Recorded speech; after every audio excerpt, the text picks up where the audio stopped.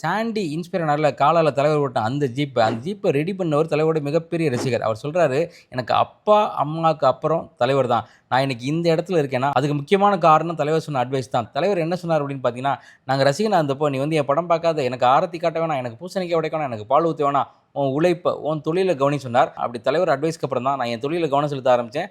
அப்படி கவனம் செலுத்தி இன்னைக்கு தொழிலில் நான் வெற்றிகரமாக இருக்கேன்னா அதுக்கு என் தலைவன் தான் காரணம். அப்படிப்பட்ட தலைவனுக்கு இப்படி ஒரு ஜீப் ரெடி பண்ண எனக்கு ஒரு வாய்ப்பு கிடைச்சது மிகப்பெரிய பாக்கியம் அப்படின்னு பதிவு பண்ணுறாரு.